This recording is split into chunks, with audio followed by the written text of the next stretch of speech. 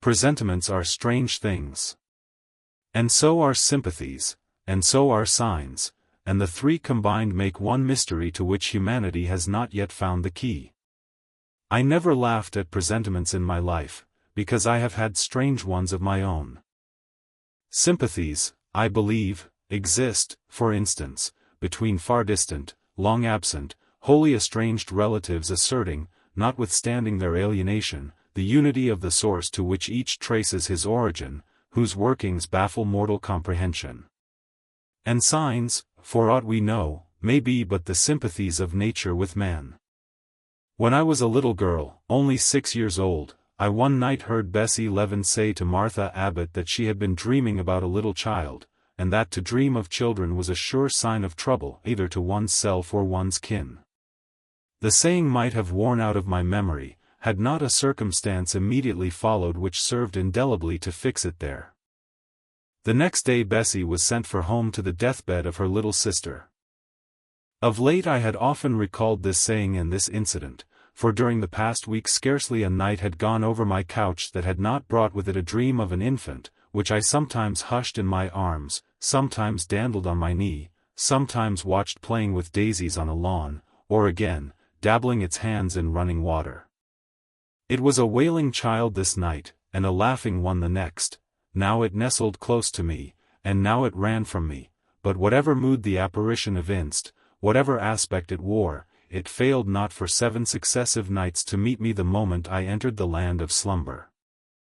I did not like this iteration of one idea, this strange recurrence of one image, and I grew nervous as bedtime approached and the hour of the vision drew near. It was from companionship with this baby phantom I had been roused on that moonlight night when I heard the cry, and it was on the afternoon of the day following I was summoned downstairs by a message that someone wanted me in Mrs. Fairfax's room. On repairing thither, I found a man waiting for me, having the appearance of a gentleman's servant. He was dressed in deep mourning, and the hat he held in his hand was surrounded with a crape band. "I dare say you hardly remember me, miss," he said, rising as I entered, "but my name is Levin. I lived coachman with Mrs. Reed when you were at Gateshead, 8 or 9 years since, and I live there still." "Oh, Robert. How do you do? I remember you very well. You used to give me a ride sometimes on Miss Georgiana's bay pony. And how is Bessie? You are married to Bessie?" "Yes, miss, my wife is very hearty, thank you. She brought me another little one about 2 months since. We have 3 now, and both mother and child are thriving." "And are the family well at the house, Robert?" "I am sorry I can't give you better news of them, miss. They are very badly at present, in great trouble." "I hope no one is dead," I said, glancing at his black dress. He too looked down at the crape round his hat and replied, "Mr. John died yesterday was a week, at his chambers in London." "Mr. John?" "Yes." "And how does his mother bear it?" "Why, you see, Miss Eyre, it is not a common mishap. His life has been very wild. These last 3 years he gave himself up to strange ways, and his death was shocking. I heard from Bessie he was not doing well." "Doing well?" "He could not do worse. He ruined his health and his estate amongst the worst men and the worst women. He got into debt and into jail. His mother helped him out twice, but as soon as he was free he returned to his old companions and habits. His head was not strong. The knaves he lived amongst fooled him beyond anything I ever heard. He came down to Gateshead about 3 weeks ago and wanted Mrs. to give up all to him. Mrs. refused. Her means have long been much reduced by his extravagance, so he went back again, and the next news was that he was dead. How he died, God knows. They say he killed himself." I was silent. The tidings were frightful. Robert Levin resumed. "Mrs. had been out of health herself for some time. She had got very stout, but was not strong with it, and the loss of money and fear of poverty were quite breaking her down. The information about Mr. John's death and the manner of it came too suddenly. It brought on a stroke. She was 3 days without speaking, but last Tuesday she seemed rather better. she appeared as if she wanted to say something, and kept making signs to my wife and mumbling. It was only yesterday morning, however, that Bessie understood she was pronouncing your name, and at last she made out the words, "Bring Jane, fetch Jane Eyre, I want to speak to her."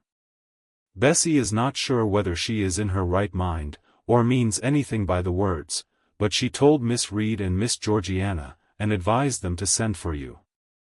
The young ladies put it off at first, but their mother grew so restless, and said, "Jane, Jane," so many times, that at last they consented. I left Gateshead yesterday, and if you can get ready, miss, I should like to take you back with me early tomorrow morning. Yes, Robert, I shall be ready. It seems to me that I ought to go. I think so too, Mississippi Bessie said she was sure you would not refuse, but I suppose you will have to ask leave before you can get off. Yes, and I will do it now, and having directed him to the servants' hall, and recommended him to the care of John's wife, and the attentions of John himself, I went in search of Mr. Rochester. He was not in any of the lower rooms, he was not in the yard, the stables, or the grounds. I asked Mrs. Fairfax if she had seen him. Yes, she believed he was playing billiards with Miss Ingram. To the billiard room I hastened, the click of balls and the hum of voices resounded thence. Mr. Rochester, Miss Ingram, the two Misses Eshton, and their admirers, were all busied in the game. It required some courage to disturb so interesting a party. My errand, however, was one I could not defer, so I approached the master where he stood at Miss Ingram's side. She turned as I drew near, and looked at me haughtily. Her eyes seemed to demand, "What can the creeping creature want now?" And when I said, in a low voice, "Mr. Rochester," she made a movement as if tempted to order me away. I remember her appearance at the moment. It was very graceful and very striking. She wore a morning robe of sky-blue crepe, a gauzy azure scarf was twisted in her hair. She had been all animation with the game, and irritated pride did not lower the expression of her haughty lineaments. "Does that person want you?" she inquired of Mr. Rochester, and Mr. Rochester turned to see who the person was. He made a curious grimace, one of his strange and equivocal demonstrations, threw down his cue and followed me from the room. "Well, Jane," he said, as he rested his back against the schoolroom door, which he had shut. "If you please, sir, I want leave of absence for a week or two." "What to do, where to go?" "To see a sick lady who has sent for me." "What sick lady, where does she live?" "At Gateshead, in Shire." "Shire? That is 100 miles off. Who may she be that sends for people to see her that distance?" "Her name is Reed, sir, Mrs. Reed." "Reed of Gateshead?" "There was a Reed of Gateshead, a magistrate." "It is his widow, sir." "And what have you to do with her? How do you know her?" "Mr. Reed was my uncle, my mother's brother." "The deuce he was. You never told me that before. You always said you had no relations." "None that would own me, sir. Mr. Reed is dead, and his wife cast me off." "Why?" "Because I was poor, and burdensome, and she disliked me." "But Reed left children, you must have cousins?" "Sir George Lynn was talking of a Reed of Gateshead yesterday, who, he said, was one of the veriest rascals on town, and Ingram was mentioning a Georgiana Reed of the same place, who was much admired for her beauty a season or two ago in London. John Reed is dead, too, sir. He ruined himself and half-ruined his family, and is supposed to have committed suicide. The news so shocked his mother that it brought on an apoplectic attack." "And what good can you do her?" "Nonsense, Jane. I would never think of running 100 miles to see an old lady who will, perhaps, be dead before you reach her. Besides, you say she cast you off." "Yes, sir, but that is long ago, and when her circumstances were very different. I could not be easy to neglect her wishes now." "How long will you stay?" "As short a time as possible, sir." Promise me only to stay a week. I had better not pass my word, I might be obliged to break it. At all events you will come back, you will not be induced under any pretext to take up a permanent residence with her? Oh, no. I shall certainly return if all be well. And who goes with you? You don't travel 100 miles alone. No, sir, she has sent her coachman. A person to be trusted? Yes, sir, he has lived 10 years in the family. Mr. Rochester meditated. When do you wish to go? Early tomorrow morning, sir. Well, you must have some money, you can't travel without money, and I dare say you have not much, I have given you no salary yet. How much have you in the world, Jane? He asked, smiling. I drew out my purse, a meagre thing it was. 5 shillings, sir. He took the purse, poured the hoard into his palm, and chuckled over it as if its scantiness amused him. Soon he produced his pocket-book. Here, said he, offering me a note, it was £50, and he owed me but 15. I told him I had no change. I don't want change, you know that. Take your wages. I declined accepting more than was my due. He scowled at first, then, as if recollecting something, he said. Right. Better not give you all now, you would, perhaps, stay away 3 months if you had £50. There are 10, is it not plenty? Yes, sir, but now you owe me 5. Come back for it, then, I am your banker for £40. Mr. Rochester, I may as well mention another matter of business to you while I have the opportunity. Matter of business? I am curious to hear it. You have as good as informed me, sir, that you are going shortly to be married? Yes, what then? In that case, sir, Adele ought to go to school, I am sure you will perceive the necessity of it. To get her out of my bride's way, who might otherwise walk over her rather too emphatically? There's sense in the suggestion, not a doubt of it. Adele, as you say, must go to school, and you, of course, must march straight to the devil? I hope not, sir, but I must seek another situation somewhere. In course, he exclaimed, with a twang of voice and a distortion of features equally fantastic and ludicrous. He looked at me some minutes. And old Madam Reed, or the misses, her daughters, will be solicited by you to seek a place, I suppose? No, sir, I am not on such terms with my relatives as would justify me in asking favors of them, but I shall advertise. You shall walk up the pyramids of Egypt, he growled. At your peril you advertise. I wish I had only offered you a sovereign instead of £10. Give me back £9, Jane, I've a use for it. And so have I, sir, I returned, putting my hands and my purse behind me. I could not spare the money on any account. Little niggard, said he, refusing me a pecuniary request. Give me £5, Jane. Not 5 shillings, sir, nor 5 pence. Just let me look at the cash. No, sir, you are not to be trusted. Jane. Sir. Promise me one thing. I'll promise you anything, sir, that I think I am likely to perform. Not to advertise, and to trust this quest of a situation to me. I'll find you one in time. I shall be glad so to do, sir, if you, in your turn, will promise that I and Adele shall be both safe out of the house before your bride enters it. Very well. Very well. I'll pledge my word on it. You go tomorrow, then? Yes, sir, early. Shall you come down to the drawing-room after dinner? No, sir, I must prepare for the journey. Then you and I must bid good-bye for a little while? I suppose so, sir. And how do people perform that ceremony of parting, Jane? Teach me, I'm not quite up to it. They say, farewell, or any other form they prefer. Then say it.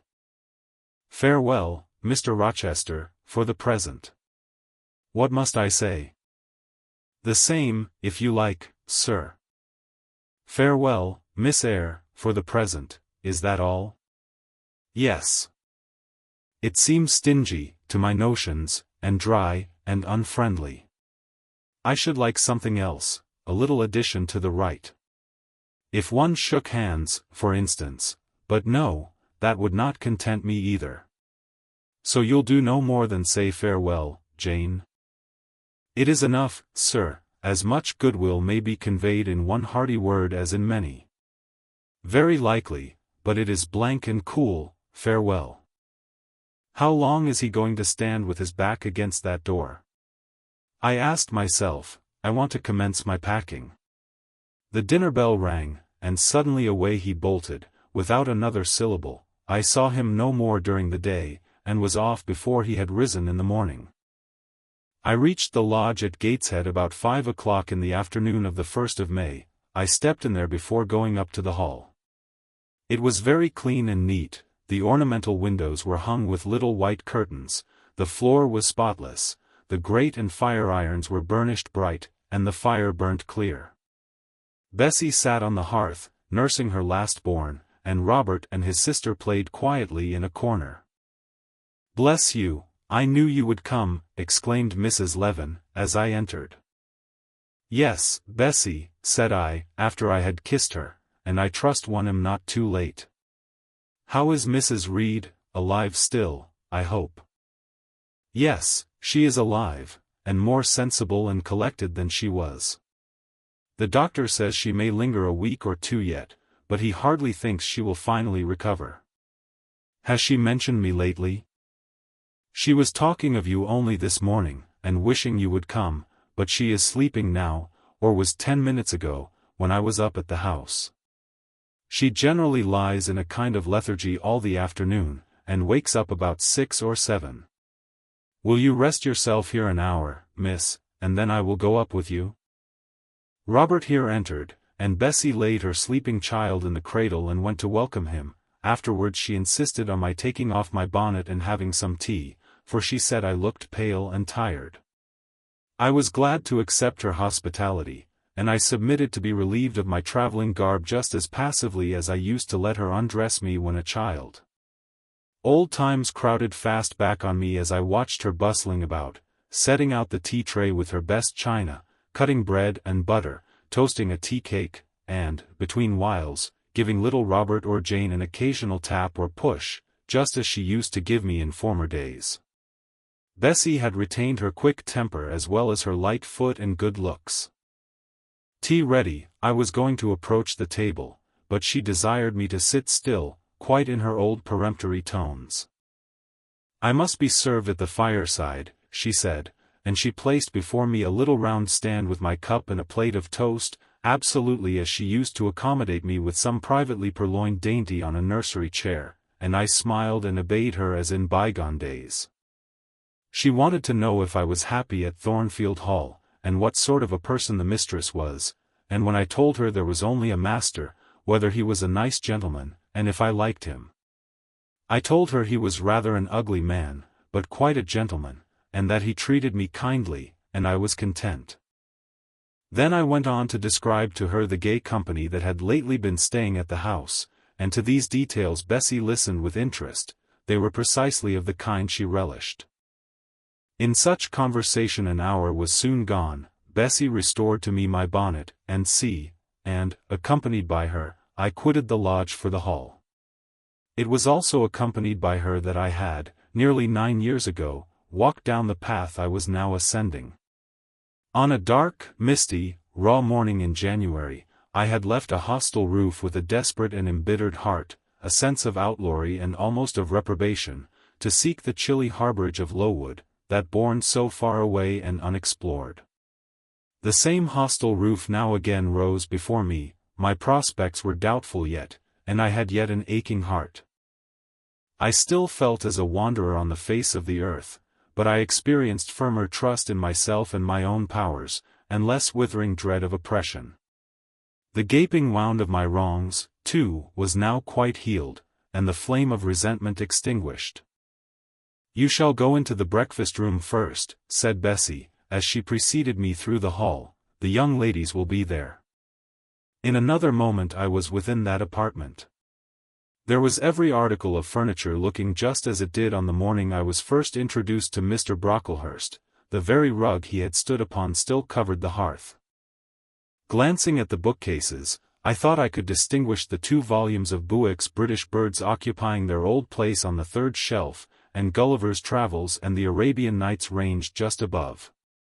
The inanimate objects were not changed, but the living things had altered past recognition. 2 young ladies appeared before me, one very tall, almost as tall as Miss Ingram, very thin too, with a sallow face and severe mien. There was something ascetic in her look, which was augmented by the extreme plainness of a straight-skirted, black, stuff dress, a starched linen collar, hair combed away from the temples, and the nun-like ornament of a string of ebony beads and a crucifix. This I felt sure was Eliza, though I could trace little resemblance to her former self in that elongated and colorless visage. The other was as certainly Georgiana, but not the Georgiana I remembered, the slim and fairy-like girl of 11. This was a full-blown, very plump damsel, fair as waxwork, with handsome and regular features, languishing blue eyes, and ringlet yellow hair. The hue of her dress was black too, but its fashion was so different from her sister's, so much more flowing and becoming, it looked as stylish as the others looked puritanical. In each of the sisters there was one trait of the mother, and only one. The thin and pallid elder daughter had her parents' cairngorm eye, the blooming and luxuriant younger girl had her contour of jaw and chin, perhaps a little softened, but still imparting an indescribable hardness to the countenance otherwise so voluptuous and buxom. Both ladies, as I advanced, rose to welcome me, and both addressed me by the name of Miss Eyre. Eliza's greeting was delivered in a short, abrupt voice, without a smile, and then she sat down again, fixed her eyes on the fire, and seemed to forget me. Georgiana added to her "How d'ye do," several commonplaces about my journey, the weather, and so on, uttered in rather a drawling tone, and accompanied by sundry side glances that measured me from head to foot, now traversing the folds of my drab merino pelisse, and now lingering on the plain trimming of my cottage bonnet. Young ladies have a remarkable way of letting you know that they think you a quiz, without actually saying the words. A certain superciliousness of look, coolness of manner, nonchalance of tone, express fully their sentiments on the point, without committing them by any positive rudeness in word or deed. A sneer, however, whether covert or open, had now no longer that power over me it once possessed. As I sat between my cousins, I was surprised to find how easy I felt under the total neglect of the one and the semi-sarcastic attentions of the other. Eliza did not mortify, nor Georgiana ruffle me. The fact was, I had other things to think about. Within the last few months feelings had been stirred in me so much more potent than any they could raise, pains and pleasures so much more acute and exquisite had been excited than any it was in their power to inflict or bestow, that their airs gave me no concern either for good or bad. "How is Mrs. Reed?" I asked soon, looking calmly at Georgiana, who thought fit to bridle at the direct address, as if it were an unexpected liberty. "Mrs. Reed? Ah. Mamma, you mean, she is extremely poorly. I doubt if you can see her tonight." "If," said I, "you would just step upstairs and tell her I am come, I should be much obliged to you." Georgiana almost started, and she opened her blue eyes wild and wide. "I know she had a particular wish to see me," I added, "and I would not defer attending to her desire longer than is absolutely necessary." "Mamma dislikes being disturbed in an evening," remarked Eliza. I soon rose, quietly took off my bonnet and gloves, uninvited, and said I would just step out to Bessie, who was, I dared say, in the kitchen, and ask her to ascertain whether Mrs. Reed was disposed to receive me or not tonight. I went, and having found Bessie and dispatched her on my errand, I proceeded to take further measures. It had heretofore been my habit always to shrink from arrogance. Received as I had been today, I should, a year ago, have resolved to quit Gateshead the very next morning. Now, it was disclosed to me all at once that that would be a foolish plan. I had taken a journey of 100 miles to see my aunt, and I must stay with her till she was better, or dead. As to her daughter's pride or folly, I must put it on one side, make myself independent of it. So I addressed the housekeeper, asked her to show me a room, told her I should probably be a visitor here for a week or two, had my trunk conveyed to my chamber, and followed it thither myself. I met Bessie on the landing. "Mrs. is awake," said she. "I have told her you are here. Come and let us see if she will know you."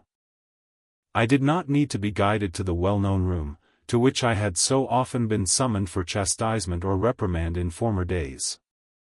I hastened before Bessie. I softly opened the door. A shaded light stood on the table, for it was now getting dark. There was the great four-post bed with amber hangings as of old, there the toilet table, the armchair, and the footstool, at which I had 100 times been sentenced to kneel, to ask pardon for offences by me uncommitted. I looked into a certain corner near, half expecting to see the slim outline of a once dreaded switch which used to lurk there, waiting to leap out imp-like and lace my quivering palm or shrinking neck. I approached the bed, I opened the curtains and leant over the high-piled pillows. Well did I remember Mrs. Reed's face, and I eagerly sought the familiar image. It is a happy thing that time quells the longings of vengeance and hushes the promptings of rage and aversion. I had left this woman in bitterness and hate, and I came back to her now with no other emotion than a sort of ruth for her great sufferings, and a strong yearning to forget and forgive all injuries, to be reconciled and clasp hands in amity. The well-known face was there, stern, relentless as ever, there was that peculiar eye which nothing could melt, and the somewhat raised, imperious, despotic eyebrow. How often had it lowered on me menace and hate! And how the recollection of childhood's terrors and sorrows revived as I traced its harsh line now. And yet I stooped down and kissed her. She looked at me. "Is this Jane Eyre?" she said. "Yes, Aunt Reed." "How are you, dear aunt?" I had once vowed that I would never call her aunt again. I thought it no sin to forget and break that vow now. My fingers had fastened on her hand which lay outside the sheet. Had she pressed mine kindly, I should at that moment have experienced true pleasure. But unimpressionable natures are not so soon softened, nor are natural antipathies so readily eradicated. Mrs. Reed took her hand away, and, turning her face rather from me, she remarked that the night was warm. Again she regarded me so icily, I felt at once that her opinion of me, her feeling towards me, was unchanged and unchangeable. I knew by her stony eye, opaque to tenderness, indissoluble to tears, that she was resolved to consider me bad to the last, because to believe me good would give her no generous pleasure, only a sense of mortification. I felt pain, and then I felt ire, and then I felt a determination to subdue her, to be her mistress in spite both of her nature and her will. My tears had risen, just as in childhood. I ordered them back to their source. I brought a chair to the bedhead, I sat down and leaned over the pillow. "You sent for me," I said, "and I am here, and it is my intention to stay till I see how you get on." "Oh, of course. You have seen my daughters?" "Yes."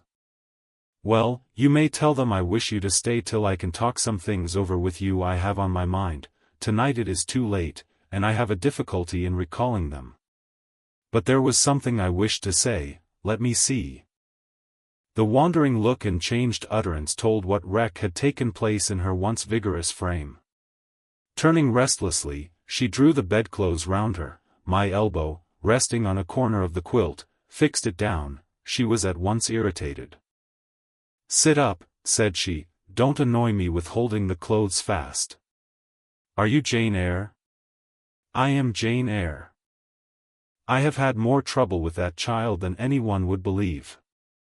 Such a burden to be left on my hands, and so much annoyance as she caused me, daily and hourly, with her incomprehensible disposition, and her sudden starts of temper, and her continual, unnatural watchings of one's movements.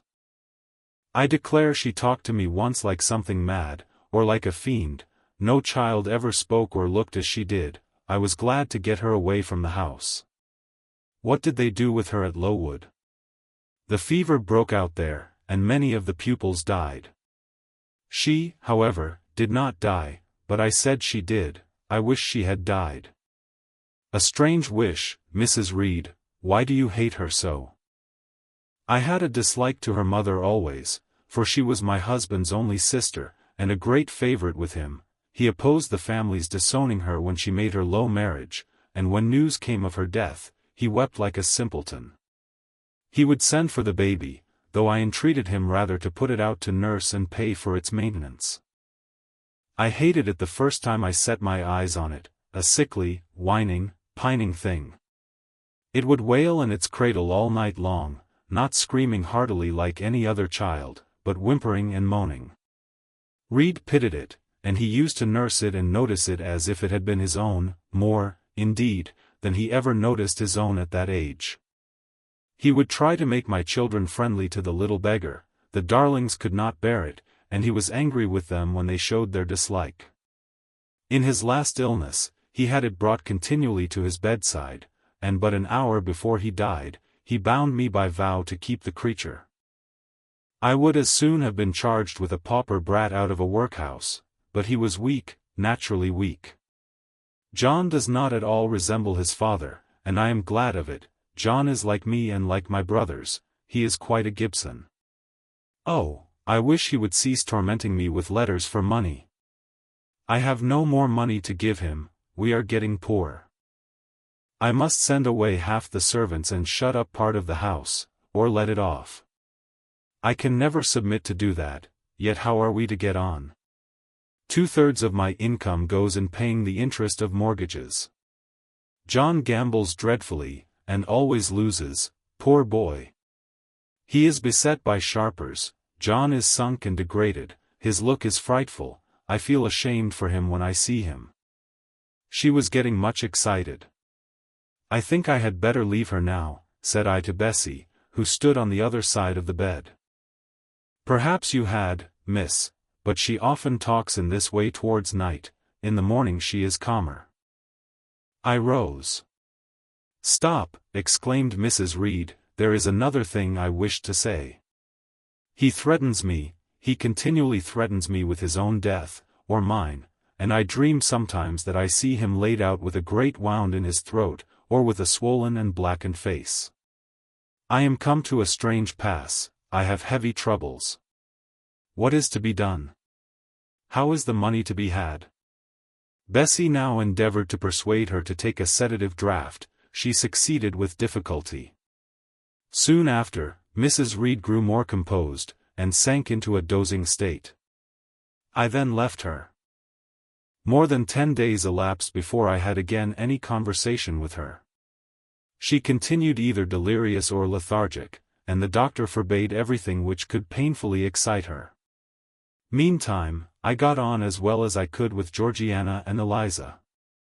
They were very cold, indeed, at first. Eliza would sit half the day sewing, reading, or writing, and scarcely utter a word either to me or her sister. Georgiana would chatter nonsense to her canary bird by the hour, and take no notice of me. But I was determined not to seem at a loss for occupation or amusement. I had brought my drawing materials with me, and they served me for both.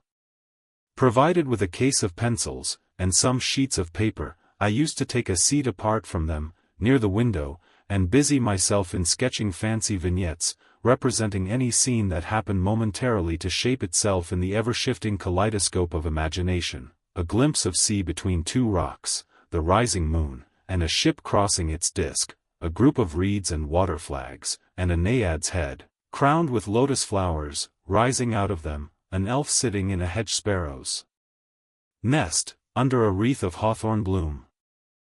One morning I fell to sketching a face. What sort of a face it was to be, I did not care or know. I took a soft black pencil, gave it a broad point, and worked away. Soon I had traced on the paper a broad and prominent forehead and a square lower outline of visage. That contour gave me pleasure. My fingers proceeded actively to fill it with features.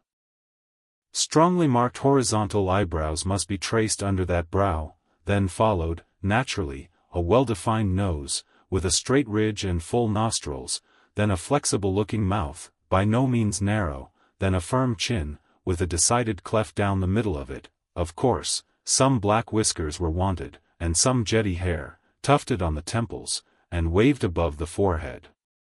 Now for the eyes, I had left them to the last, because they required the most careful working. I drew them large, I shaped them well, the eyelashes I traced long and somber, the irids lustrous and large. Good. But not quite the thing, I thought, as I surveyed the effect. They want more force and spirit, and I wrought the shades blacker, that the lights might flash more brilliantly. A happy touch or two secured success. There, I had a friend's face under my gaze, and what did it signify that those young ladies turned their backs on me? I looked at it, I smiled at the speaking likeness, I was absorbed and content. "Is that a portrait of someone you know?" asked Eliza, who had approached me unnoticed. I responded that it was merely a fancy head, and hurried it beneath the other sheets. Of course, I lied, it was, in fact, a very faithful representation of Mr. Rochester. But what was that to her, or to any one but myself? Georgiana also advanced to look. The other drawings pleased her much, but she called that an ugly man. They both seemed surprised at my skill. I offered to sketch their portraits, and each, in turn, sat for a pencil outline. Then Georgiana produced her album. I promised to contribute a watercolor drawing. This put her at once into good humor. She proposed a walk in the grounds.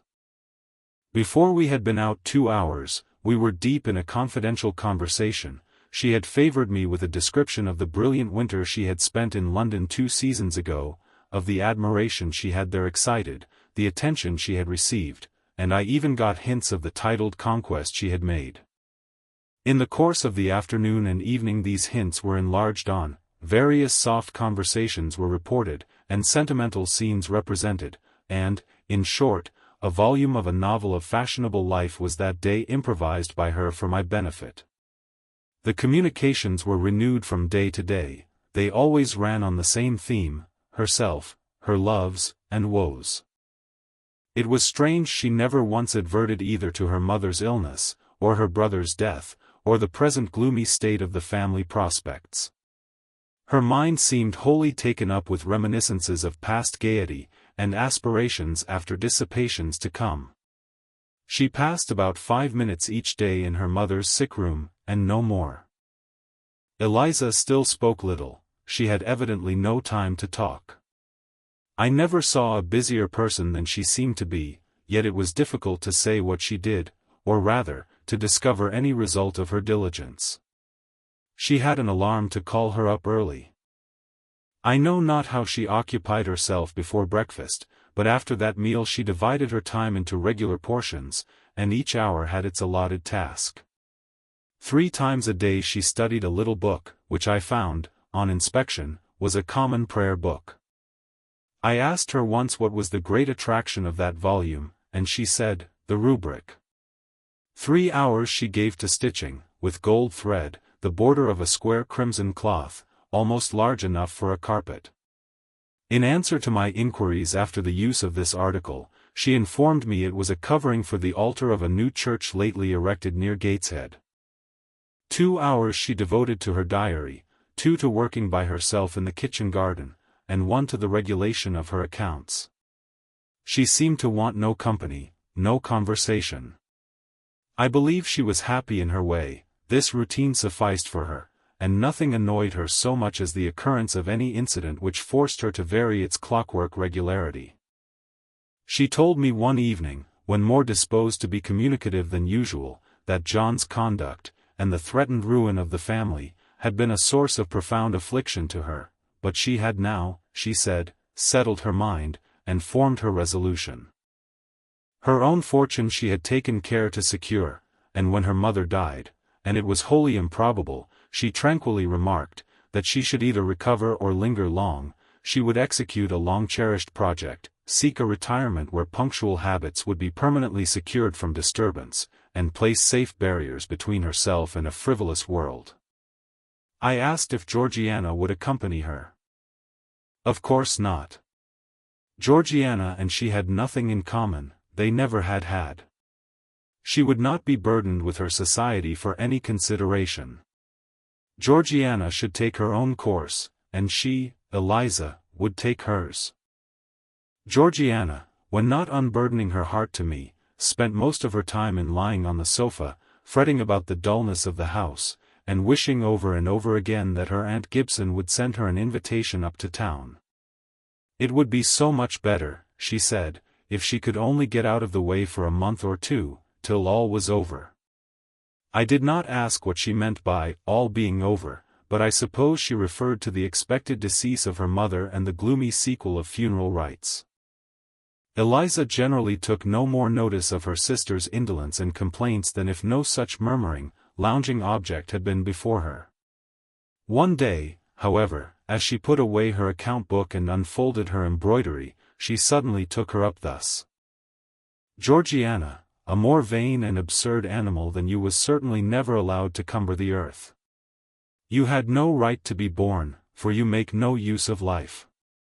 Instead of living for, in, and with yourself, as a reasonable being ought, you seek only to fasten your feebleness on some other person's strength. If no one can be found willing to burden her or himself with such a fat, weak, puffy, useless thing, you cry out that you are ill-treated, neglected, miserable. Then, too, existence for you must be a scene of continual change and excitement, or else the world is a dungeon. You must be admired, you must be courted, you must be flattered, you must have music, dancing, and society, or you languish, you die away. Have you no sense to devise a system which will make you independent of all efforts, and all wills, but your own? Take one day, share it into sections, to each section apportion its task, leave no stray unemployed quarters of an hour, 10 minutes, 5 minutes, include all, do each piece of business in its turn with method, with rigid regularity. The day will close almost before you are aware it has begun, and you are indebted to no one for helping you to get rid of one vacant moment. You have had to seek no one's company, conversation, sympathy, forbearance. You have lived, in short, as an independent being ought to do. Take this advice, the first and last I shall offer you, then you will not want me or any one else, happen what may. Neglect it, go on as heretofore, craving, whining, and idling, and suffer the results of your idiocy, however bad and insufferable they may be. I tell you this plainly, and listen, for though I shall no more repeat what I am now about to say, I shall steadily act on it. After my mother's death, I wash my hands of you. From the day her coffin is carried to the vault in Gateshead Church, you and I will be as separate as if we had never known each other. You need not think that because we chance to be born of the same parents, I shall suffer you to fasten me down by even the feeblest claim. I can tell you this, if the whole human race, ourselves excepted, were swept away, and we two stood alone on the earth, I would leave you in the old world, and betake myself to the new. She closed her lips. You might have spared yourself the trouble of delivering that tirade, answered Georgiana. Everybody knows you are the most selfish, heartless creature in existence, and I know your spiteful hatred towards me. I have had a specimen of it before in the trick you played me about Lord Edwin Vere. You could not bear me to be raised above you, to have a title, to be received into circles where you dare not show your face, and so you acted the spy and informer, and ruined my prospects forever. Georgiana took out her handkerchief and blew her nose for an hour afterwards. Eliza sat cold, impassible, and assiduously industrious. True, generous feeling is made small account of by some, but here were two natures rendered, the one intolerably acrid, the other despicably savourless for the want of it. Feeling without judgment is a washy draught indeed, but judgment untempered by feeling is too bitter and husky a morsel for human deglutition. It was a wet and windy afternoon. Georgiana had fallen asleep on the sofa over the perusal of a novel. Eliza was gone to attend a Saint's Day service at the new church, for in matters of religion she was a rigid formalist. No weather ever prevented the punctual discharge of what she considered her devotional duties. Fair or foul, she went to church thrice every Sunday, and as often on weekdays as there were prayers. I bethought myself to go upstairs and see how the dying woman sped, who lay there almost unheeded. The very servants paid her but a remittent attention. The hired nurse, being little looked after, would slip out of the room whenever she could. Bessie was faithful, but she had her own family to mind, and could only come occasionally to the hall. I found the sick room unwatched, as I had expected. No nurse was there. The patient lay still, and seemingly lethargic, her livid face sunk in the pillows. The fire was dying in the grate. I renewed the fuel, rearranged the bedclothes, gazed a while on her who could not now gaze on me, and then I moved away to the window. The rain beat strongly against the panes, the wind blew tempestuously. One lies there, I thought, who will soon be beyond the war of earthly elements. Whither will that spirit, now struggling to quit its material tenement, flit when at length released? In pondering the great mystery, I thought of Helen Burns, recalled her dying words, her faith, her doctrine of the equality of disembodied souls.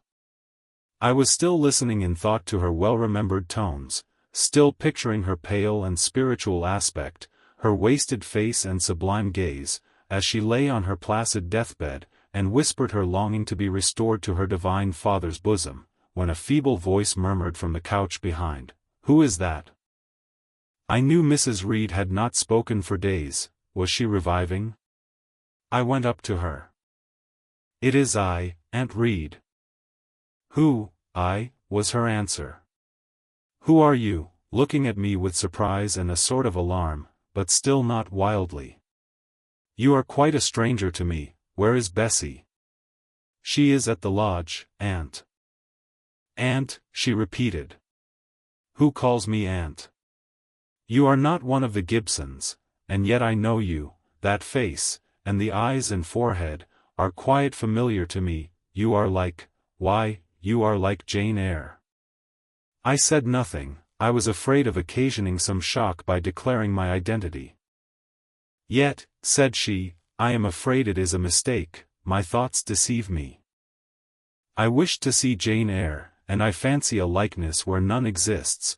Besides, in 8 years she must be so changed."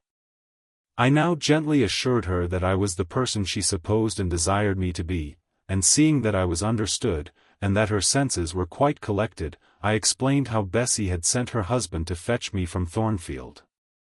"I am very ill, I know," she said ere long. "I was trying to turn myself a few minutes since, and find I cannot move a limb. It is as well I should ease my mind before I die. What we think little of in health, burdens us at such an hour as the present is to me. Is the nurse here? Or is there no one in the room but you?" I assured her we were alone. "Well, I have twice done you a wrong which I regret now. One was in breaking the promise which I gave my husband to bring you up as my own child, the other," she stopped. "After all, it is of no great importance, perhaps," she murmured to herself, "and then I may get better, and to humble myself so to her is painful." She made an effort to alter her position, but failed. Her face changed. She seemed to experience some inward sensation, the precursor, perhaps, of the last pang. "Well, I must get it over. Eternity is before me. I had better tell her. Go to my dressing case, open it, and take out a letter you will see there." I obeyed her directions. "Read the letter," she said. It was short, and thus conceived. "Madam, will you have the goodness to send me the address of my niece, Jane Eyre, and to tell me how she is? It is my intention to write shortly and desire her to come to me at Madeira. Providence has blessed my endeavors to secure a competency, and as I am unmarried and childless, I wish to adopt her during my life, and bequeath her at my death whatever I may have to leave. I am, Madam, and C. John Eyre, Madeira. It was dated 3 years back. Why did I never hear of this? I asked. Because I disliked you too fixedly and thoroughly ever to lend a hand in lifting you to prosperity. I could not forget your conduct to me, Jane, the fury with which you once turned on me, the tone in which you declared you abhorred me the worst of anybody in the world, the unchildlike look and voice with which you affirmed that the very thought of me made you sick, and asserted that I had treated you with miserable cruelty. I could not forget my own sensations when you thus started up and poured out the venom of your mind. I felt fear as if an animal that I had struck or pushed had looked up at me with human eyes and cursed me in a man's voice. Bring me some water.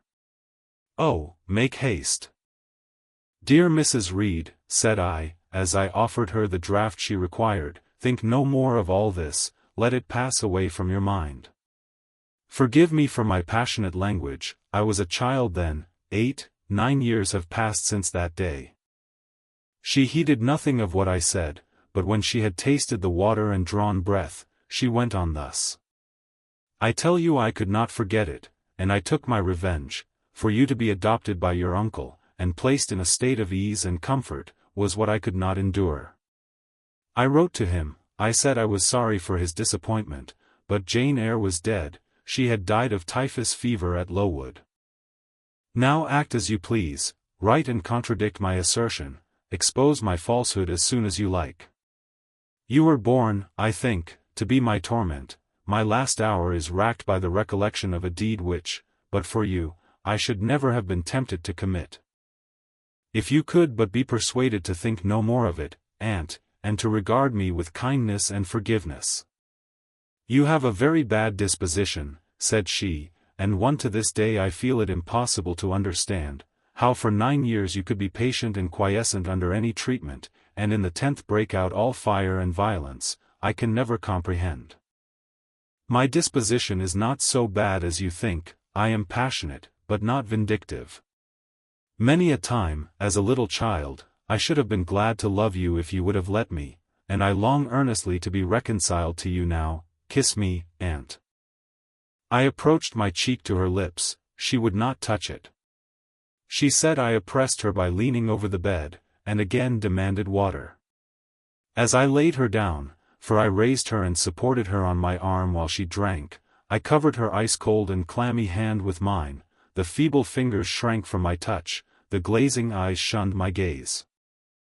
Love me, then, or hate me, as you will, I said at last, you have my full and free forgiveness, ask now for God's, and be at peace. Poor, suffering woman. It was too late for her to make now the effort to change her habitual frame of mind. Living, she had ever hated me, dying, she must hate me still. The nurse now entered, and Bessie followed. I yet lingered half an hour longer, hoping to see some sign of amity, but she gave none. She was fast relapsing into stupor, nor did her mind again rally. At 12 o'clock that night she died.